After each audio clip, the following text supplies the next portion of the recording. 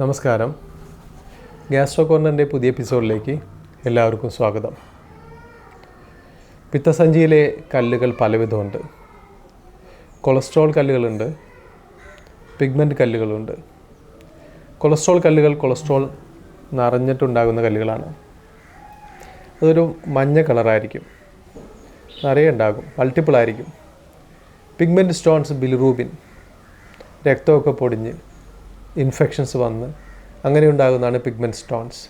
രണ്ട് കളറുണ്ട്, ബ്രൗൺ ഉണ്ട്, ബ്ലാക്ക് ഉണ്ട്. അപ്പോൾ പിത്തസഞ്ചിയിൽ പിത്തരസം സ്റ്റോർ ചെയ്യുന്ന ഒരു ഓർഗനാണ് പിത്തസഞ്ചി. അതിനകത്തുണ്ടാകുന്ന കല്ലുകളാണ് ഞാൻ ഈ നേരത്തെ പറഞ്ഞിട്ടുള്ള കല്ലുകൾ. അപ്പോൾ ഈ കല്ലുകൾ ഏകദേശം സ്ത്രീകളിൽ ഒരു 30-40 വയസ്സൊക്കെ ഉള്ള സ്ത്രീകളിൽ ധാരാളമായിട്ട് കാണുന്നുണ്ട്. പ്രായം കൂടുന്തോറും കല്ലുകൾ പുരുഷന്മാരിലും സ്ത്രീകളിലും ഒരേപോലെ തന്നെ കണ്ടുവരുന്നുണ്ട്. പ്രായം കൂടുന്തോറും കല്ലുകളിൽ നിന്നുണ്ടാകുന്ന കോംപ്ലിക്കേഷൻസ് കൂടാനുള്ള സാധ്യതയുണ്ട്. 80% കല്ലുകളും ആളുകളിൽ പ്രശ്നങ്ങൾ ഉണ്ടാക്കാറില്ല. എസിംപ്റ്റമാറ്റിക് ഗോൾ സ്റ്റോൺസ്, ഒരു സിംറ്റം ഉണ്ടാക്കാതെ രോഗി വയറിനകത്ത് കല്ലുണ്ടെന്ന് പോലും തിരിച്ചറിയാതെ അവരാ ജീവിതം മുന്നോട്ട് പോയി അങ്ങനെ അവസാനിക്കും. 20% കല്ലുകൾ പ്രശ്നങ്ങളുണ്ടാക്കും. അതിൽ ഏറ്റവും കോമൺ ആയിട്ടുള്ളൊരു കോംപ്ലിക്കേഷനെ കുറിച്ചാണ് ഇന്ന് നമ്മൾ സംസാരിക്കുന്നത്. അത് പിത്തസഞ്ചിയിൽ വരുന്ന നീർക്കെട്ടാണ്. കോളിസിസ്റ്റൈറ്റിസ് എന്നാണ് അതിനെ ശാസ്ത്രീയമായിട്ട് അറിയപ്പെടുന്നത്. ഇതിൻ്റെ കാരണം നമ്മളിതിൻ്റെ ഒരു ബയോളജി, ഫിസിയോളജി രീതി ഒന്ന് ആലോചിച്ച് നോക്കാം. ലിവറിലെ കോശങ്ങൾ പിത്തരസം ഉൽപ്പാദിപ്പിക്കുന്നു. അതെല്ലാം കൂടി ചെറിയ ഡക്റ്റുകളിലായിട്ട് പിത്തസഞ്ചിയിലോട്ട് വന്നു ചേരുന്നു.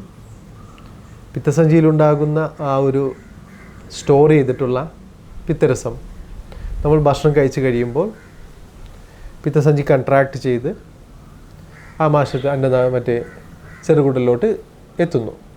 അത് ഭക്ഷണം ദഹിപ്പിക്കാനായിട്ട് സഹായിക്കുന്നു. നമ്മുടെ ശരീരത്തിലുണ്ടാകുന്ന ബിലിറൂബിൻ മലം വഴി പുറത്ത് കളയാൻ സഹായിക്കുന്നു. അപ്പോൾ ഇതാണ് ഇതിൻ്റെ ഫങ്ഷൻ. ഈ പിത്തസഞ്ചിയിലാണ്, പിത്തരസം സ്റ്റോർ ചെയ്ത് വെച്ചിട്ടുള്ള പിത്തസഞ്ചിയിലാണ് കല്ലുകൾ ഉണ്ടാകുന്നത്. ഈ ഒരു കല്ല് പിത്തസഞ്ചിയിൽ നിന്നും പുറത്തേക്ക് പോകുന്ന ഒരു സമയം അതിൻ്റെ ആ ഒരു ഡക്റ്റിൽ, സിസ്റ്റിക് ഡക്റ്റ് എന്ന് പറയും, പിത്തസഞ്ചിയിൽ നിന്നും പിത്തരസം വേറെ കോയിലുകളിലോട്ട് പോകുന്നതിന് ചെറിയൊരു ഡക്റ്റ് ഉണ്ട്. അതിനെ സിസ്റ്റിക് ഡക്റ്റ് എന്നാണ് പറയുന്നത്. ചെറിയൊരു കോയിലാണത്. നമ്മുടെ ഒരു പാനയുടെ നിബിൻ്റെ അത്രയൊക്കെ ഈ റിഫില്ലിൽ കാണുന്ന ഒരു പാനയുടെ ഇതിൻ്റെയൊക്കെ അത്രയും വലിപ്പത്തിലുള്ള ഒരു ചെറിയ ഡക്റ്റ്. അതിൽ ഈ കല്ല് വന്ന് തടഞ്ഞിരുന്നാൽ, അതിൽ ഇമ്പാക്റ്റഡ് ആയിട്ടിരുന്നാൽ അപ്പോഴാണ് ഈ കോളിസിസ്റ്റൈറ്റിസ് ഉണ്ടാകുന്നത്. ഈ കല്ല് അവിടെ ഇരിക്കുമ്പോൾ പിത്തരസത്തിന് പിത്തസഞ്ചിയിലോട്ട് വരാൻ പറ്റില്ല. പിത്തസഞ്ചിയിലുള്ള ഓൾറെഡി ഉള്ള പിത്തരസത്തിന് പുറത്തേക്ക് പോകാനും പറ്റില്ല. അപ്പോൾ സ്വാഭാവികമായും അതിനകത്തൊരു ചെറിയൊരു ടെൻഷൻ രൂപപ്പെടും. ചെറിയതായിട്ട് ഇൻഫ്ലമേഷൻ രൂപപ്പെടും, നീർക്കെട്ട്. ഈ പിത്തരസത്തിൽ അടങ്ങിയിട്ടുള്ള ബൈൽ സോൾട്ടുകൾ പിത്തസഞ്ചിയുടെ ആവരണത്തെ നശിപ്പിക്കും. അവിടെ പഴുപ്പ് രൂപപ്പെടും. അങ്ങനെയാണ് കോളിസിസ്റ്റൈറ്റിസ് ഉണ്ടാകുന്നത്.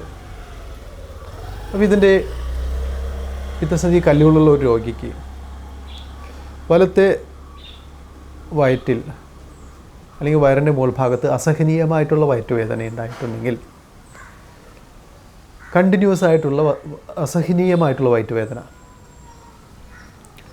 പുറത്തേക്ക് റേഡിയേറ്റ് ചെയ്ത് ഷോൾഡറിലോട്ട് റേഡിയേറ്റ് ചെയ്ത് സ്കാപ്പുല ഈ വലത്തെ സൈഡിലെ ഈ ബാക്കിലെ ഭാഗത്തൊക്കെ റേഡിയേറ്റ് ചെയ്ത് അസഹനീയമായി നിൽക്കുന്ന വയറ്റുവേദന ഉണ്ടായിട്ടുണ്ടെങ്കിൽ നമുക്ക് ഈ പിത്തസഞ്ചിയിൽ നീർക്കെട്ട് കോളിസിസ്റ്റൈറ്റിസ് ഉണ്ടെന്ന് നമുക്ക് സംശയിക്കണം. ഗ്യാസിൻ്റെ ബുദ്ധിമുട്ടുണ്ടാകും, വോമിറ്റിംഗ് ഉണ്ടാകും, വയറ് കല്ലുപോലെ വീർത്തിരിക്കും. വയറിൻ്റെ ആ ഒരു ഭാഗം, പിത്തസഞ്ചി ഇരിക്കുന്ന ഭാഗം, വയറിൻ്റെ വലത്തെ സൈഡിൽ പിത്തസഞ്ചി ഇരിക്കുന്ന ഭാഗത്ത് തൊടാൻ വരെ പറ്റില്ല. നീട്ടി ശ്വാസം വലിക്കുന്ന സമയത്ത് പിത്തസഞ്ചി മൂവ് ചെയ്യുമ്പോൾ നമുക്ക് വല്ലാത്തൊരു വേദന വരും. നീട്ടി ശ്വാസം വലിക്കാൻ പറ്റില്ല. ശ്വാസം വലിക്കുന്നത് പൊടുന്നതിനെ നമ്മൾ നിർത്തും. ചെറിയ രീതിയിൽ ശ്വാസം വലിക്കാനേ പറ്റുള്ളൂ. അതിന് മർഫി സൈൻ എന്നാണ് പറയുന്നത്. പനിയുണ്ടാകും, പക്ഷേ ശക്തമായ പനിയല്ല. ഒരു 102 ഡിഗ്രി ഫാരൻഹീറ്റിലൊക്കെയുള്ള പനിയുണ്ടാകും. ബ്ലഡ് ടെസ്റ്റ് നോക്കുമ്പോൾ ചെറിയ മഞ്ഞപ്പിത്തം, ബിലിറൂബിൻ 4 യൂണിറ്റിലൊക്കെ താഴെയായിരിക്കും. കൗണ്ട്സ് WBC ഒക്കെ ഇച്ചിരി കൂടും. അപ്പോൾ ഇതൊക്കെ വെച്ചിട്ടാണ് നമ്മൾ ഡയഗ്നോസ് ചെയ്യുന്നത്. അൾട്രാസൗണ്ട് സ്കാൻ ചെയ്ത് നോക്കുമ്പോൾ പിത്തസഞ്ചിക്ക് ചുറ്റും നീര് വന്ന് വീർത്തിരിക്കുന്നതായിട്ട് കാണാൻ പറ്റും. അതേപോലെ തന്നെ ആ അൾട്രാസൗണ്ട് പ്രോബ് വയ്ക്കുന്ന സമയത്ത് ഭയങ്കര വേദനയായിരിക്കും അവിടെ. സോണോളജിക്കൽ മർഫി സൈൻ എന്നൊക്കെ അതിന് നമ്മൾ ഇതിൽ ശാസ്ത്രീയമായിട്ട് പറയും. അപ്പോൾ അൾട്രാസൗണ്ട് ചെയ്താൽ നമുക്കിത് കൃത്യമായി ഡയഗ്നോസ് ചെയ്യാം. ബ്ലഡിൽ ഇതേപോലെ ചെറിയ മഞ്ഞപ്പിത്തം, SGOT SGPTയിലുള്ള ചെറിയ വ്യത്യാസങ്ങൾ, കൗണ്ടിൻ്റെ കൂടുതൽ, ചെറിയ പനി, അപ്പോൾ ശക്തമായ വേദന. അപ്പോൾ ഇതൊക്കെ വരുമ്പോൾ പേഷ്യൻ്റ് ഹോസ്പിറ്റലിൽ അഡ്മിറ്റ് ചെയ്യേണ്ടി വരും. ശക്തിയേറിയ ആൻറ്റിബയോട്ടിക് സ്റ്റാർട്ട് ചെയ്യേണ്ടി വരും. കാരണം ഇതിലെ ഇൻഫെക്ഷൻ സെപ്റ്റിക്കായി മാറാൻ സാധ്യതയുണ്ട്. ബ്ലഡിൽ കലരാൻ സാധ്യതയുണ്ട്. നേരത്തെ പറഞ്ഞിട്ടുള്ള സിസ്റ്റിക് ഡക്റ്റിലുള്ള ആ കല്ല് അവിടെ തന്നെ ഇരിക്കുകയാണെങ്കിൽ, നമ്മൾ ആൻറ്റിബയോട്ടിക് കൊടുത്ത് ആ ഇൻഫെക്ഷൻ കൺട്രോൾ ചെയ്തിട്ടില്ലെങ്കിൽ പിത്തസഞ്ചിക്കകത്ത് പഴുപ്പ് നിറയാനായിട്ട് സാധ്യതയുണ്ട്. പിത്തസഞ്ചിയുടെ പല ഭാഗങ്ങളിലോട്ട് രക്തോട്ടം കുറയാനായിട്ടുള്ള സാധ്യതയുണ്ട്. നെക്രോസിസ്, രക്തോട്ടം കുറഞ്ഞ് പിത്തസഞ്ചിയുടെ ഭാഗങ്ങൾ കേടായി പോകുന്നതിനെയാണ് നെക്രോസിസ് എന്ന് പറയുന്നത്. കറുത്ത ഒരു കളറായി മാറും രക്തോട്ടം കുറഞ്ഞ്. ആ ഭാഗം പിന്നെ പൊട്ടും, പെർഫറേഷൻ നടക്കും. അപ്പോൾ ഇതൊക്കെ കൃത്യമായി രോഗനിർണയം നടത്തി ചികിത്സിച്ചില്ലെങ്കിൽ ഈ രീതിയിലുള്ള പ്രശ്നങ്ങളുണ്ടായി പേഷ്യൻ്റ് മരിച്ചു പോകുന്ന ഒരവസ്ഥയിലേക്ക് പോകും. അത് കാരണം ഈ കോളിസിസ്റ്റൈറ്റിസ് നമ്മൾ അവഗണിക്കാൻ പാടില്ല. പ്രത്യേകിച്ചും ചികിത്സിക്കുന്ന ഡോക്ടർമാർ അവഗണിക്കാൻ പാടില്ലാത്ത ഒരു സംഗതി തന്നെയാണ്. അപ്പോൾ പിത്തസഞ്ചിയിൽ കല്ലുകളുള്ള ആളുകളിൽ ഏകദേശം 10% ഈ ഒരു അവസ്ഥ ഉണ്ടാകാൻ സാധ്യതയുള്ളത്. അപ്പോൾ ഈ ഒരു അവസ്ഥ വന്നാൽ നമ്മൾ ഹോസ്പിറ്റലിൽ അഡ്മിറ്റ് ചെയ്യണം, ആൻറ്റിബയോട്ടിക് സ്റ്റാർട്ട് ചെയ്യണം. ഇപ്പോൾ ചില ആളുകൾ ഇപ്പോൾ റിമോട്ട് ഏരിയയിലൊക്കെ ആണെങ്കിൽ, ഹോസ്പിറ്റലിലൊക്കെ പോകാൻ പറ്റാത്തൊരു സ്ഥലത്താണെങ്കിൽ ഈ വയറ്റിൽ ഈ വേദനയും വെച്ചിരിക്കും. അങ്ങനെയുള്ള ചില ആളുകളിൽ സിസ്റ്റിക് ഡക്റ്റ് ചിലപ്പോൾ കുറച്ച് ഡൈലേറ്റ് ചെയ്യുമ്പോൾ കല്ല് അടിയിലോട്ട് പോന്നു കഴിഞ്ഞാൽ ഇൻഫെക്ഷൻ തന്നെ ചിലപ്പോൾ കൺട്രോൾ ആകാം. പക്ഷേ സാധാരണ അതിനൊരു 7 മുതൽ 10 ദിവസം വരെ എടുക്കും. ശക്തമായ വേദന കുറയാനായിട്ട് 7 മുതൽ 10 ദിവസം വരെ എടുക്കും. അതിന് ചെറിയൊരു സാധ്യതയുണ്ട്. പക്ഷെ എന്നാലും ഈ പെർഫറേഷൻ്റെയും നെക്രോസിസിൻ്റെയൊക്കെ റിസ്ക് ഉള്ളതുകൊണ്ട് നമ്മളത് ഹോസ്പിറ്റലിൽ അഡ്മിറ്റ് ചെയ്തിട്ട് ആൻറ്റിബയോട്ടിക് ഇഞ്ചക്ഷൻസൊക്കെ കൃത്യമായിട്ട് സ്റ്റാർട്ട് ചെയ്യണം. ഇതിൽ വളരെ ശ്രദ്ധിക്കേണ്ട ഒരു വസ്തുത, ഞാൻ നേരത്തെ പറഞ്ഞു ബിലിറൂബിൻ 4 മില്ലിഗ്രാം വരെ കൂടാറുണ്ടെന്ന്. ബിലിറൂബിൻ ചിലപ്പോൾ നമ്മൾ ടെസ്റ്റ് ചെയ്യുമ്പോൾ ഒരു 8-10 മില്ലിഗ്രാം പെർ ഡെസിലിറ്റർ അത്രയും കൂടി നിൽക്കുന്നൊരവസ്ഥയിൽ കല്ല് സിസ്റ്റിക് ഡക്റ്റ് മാത്രമല്ല, കല്ല് വേറെയും ചില ഭാഗങ്ങളിൽ തടസ്സമുണ്ടാക്കിയിട്ടുണ്ടെന്നാണ് അതിനർത്ഥം. പിത്തരസം പോകുന്ന വേറെ കോളുകളുണ്ട്, കോമൺ ബൈൽ ഡക്റ്റ്, CBD. ആ ഒരു ഭാഗത്ത് തടസ്സം ഈ കല്ലുകൾ ഉണ്ടാക്കിയിട്ടുണ്ടാകും. അപ്പോൾ മഞ്ഞപ്പിത്തം 4ലും കൂടുതലാണെങ്കിൽ കോമൺ ബൈൽ ഡക്റ്റിൽ കൂടി ഇത് തടസ്സം വരുത്തിയിട്ടുണ്ടെന്നാണ് നമ്മൾ വിചാരിക്കുന്നത്. അത് കുറച്ചും കൂടി ഡേഞ്ചറസ് ആണ്, നല്ല മഞ്ഞപ്പിത്തം വരും. അതോടൊപ്പം ചില രോഗികളിൽ പാൻക്രിയാസിൽ നീര് വരും. അതും വളരെ സൂക്ഷിക്കേണ്ട ഒരു അസുഖം തന്നെയാണ്. അപ്പോൾ അങ്ങനെ വരുമ്പോൾ നമുക്ക് ആൻറ്റിബയോട്ടിക്സ് മാത്രം പോരാ.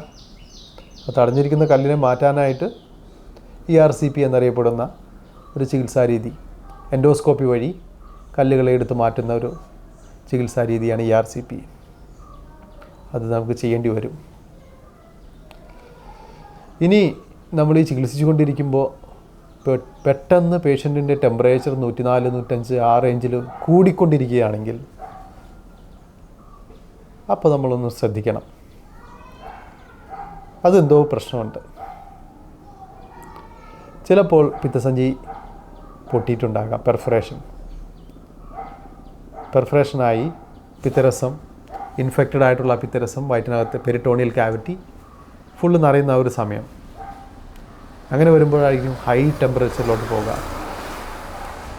നല്ല വിറയിൽ വരും, ഹൈ ടെമ്പറേച്ചറായിരിക്കും. അത് എമർജൻസി സർജറി ചെയ്യേണ്ട ഒരു കാര്യമാണ്. അപ്പോൾ ഇങ്ങനത്തെ കുറച്ച് കോംപ്ലിക്കേഷൻസ് ഈ കോളിസിസ്റ്റൈറ്റിസിനുണ്ട്. ഇതൊക്കെ അപൂർവമാണ്. എല്ലാവരും ഒന്ന് മനസ്സിലാക്കാൻ വേണ്ടി ഞാൻ പറഞ്ഞു എന്നേ ഉള്ളൂ. അപ്പോൾ കോളിസിസ്റ്റൈറ്റിസ് വന്നു കഴിഞ്ഞാൽ നമുക്ക് പിത്തസഞ്ചി അവിടെ വെച്ചുകൊണ്ടിരിക്കുന്നത് അത്ര നല്ലതല്ല. അപ്പോൾ അത് പിത്തസഞ്ചി ഓപ്പറേഷൻ ചെയ്തെടുത്ത് കളയേണ്ടി വരും. പലരുടെയും സംശയം, പിത്തസഞ്ചി എടുത്തു കളഞ്ഞാൽ വലിയ ബുദ്ധിമുട്ടല്ലേ? ശരീരത്തിലുള്ളൊരു ഓർഗൻ അല്ലേ പിത്തസഞ്ചി? പിത്തരസം സ്റ്റോർ ചെയ്യുന്നതല്ലേ? ദഹനം പിന്നെ ശരിക്കും നടക്കില്ലല്ലോ. അത് ന്യായമായ സംശയമാണ്.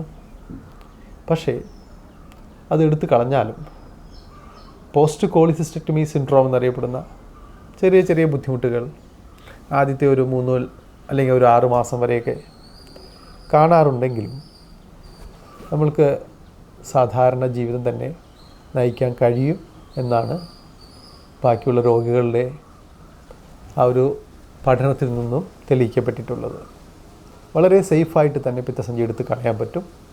കീഹോൾ സർജറിയിലൂടെ, ലാപ്രോസ്കോപ്പിക് കോളിസിസ്റ്റക്ടമി എന്നറിയപ്പെടുന്ന കീഹോൾ സർജറിയിലൂടെ പിത്തസഞ്ചി എടുത്ത് കളഞ്ഞ് ഹോസ്പിറ്റലിൽ നിന്നൊക്കെ 3-ാമത്തെ ദിവസമൊക്കെ ഡിസ്ചാർജ് ചെയ്യുന്ന രോഗികളുണ്ട്. അങ്ങനെ ഒരു പ്രധാനപ്പെട്ട ഒരു കോംപ്ലിക്കേഷൻ, പിത്തസഞ്ചിയിലെ കല്ലുകൾ മൂലം ഉണ്ടാകുന്ന പ്രധാനപ്പെട്ട ഒരു കോംപ്ലിക്കേഷനാണ് ഈ കോളിസിസ്റ്റൈറ്റിസ് എന്നറിയപ്പെടുന്ന ഈ അസുഖം. പലപ്പോഴും ആരോഗ്യമുള്ള ആളുകളിൽ തന്നെയാണിത് കാണുന്നത്. ലേഡീസിലാണ് കുറച്ച് കൂടുതലായിട്ട് കാണുന്നത്. അതിനാൽ നമ്മൾ ഫലപ്രദമായിട്ട് ചികിത്സിക്കാൻ കുറച്ചുകൂടി എളുപ്പമാണ്. പ്രായമായവരിൽ ഇങ്ങനെ വരുന്നത് കല്ലുകൊണ്ടല്ല, കാൽക്കുലസ് കോളിസിസ്റ്റൈറ്റിസ് എന്നാണ് അവർ അറിയപ്പെടുന്നത്. അത് വേറെ പല അസുഖങ്ങൾ മൂലം ICUയിലൊക്കെ അഡ്മിറ്റ് ചെയ്ത സമയത്ത് പിത്തസഞ്ചിയിൽ ഇതേപോലെ നീർക്കെട്ട് വീഴാം. അത് വേറെ രീതിയിലുള്ള അസുഖമാണ്.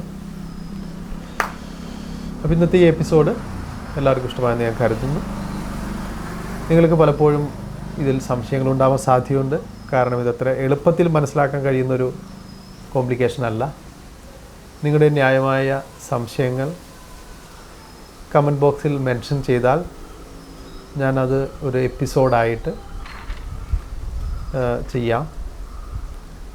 എല്ലാവർക്കും മറുപടി തരിക എന്നുള്ളത് ചിലപ്പോൾ പ്രാക്ടിക്കലി പോസിബിൾ ആയിരിക്കില്ല. എന്നാൽ ഞാൻ ഒരു എപ്പിസോഡായിട്ട് അതിൻ്റെ മറുപടി ചെയ്യാനായിട്ട് ഞാൻ ശ്രമിക്കാം. എല്ലാവർക്കും എൻ്റെ നന്ദി, നമസ്കാരം.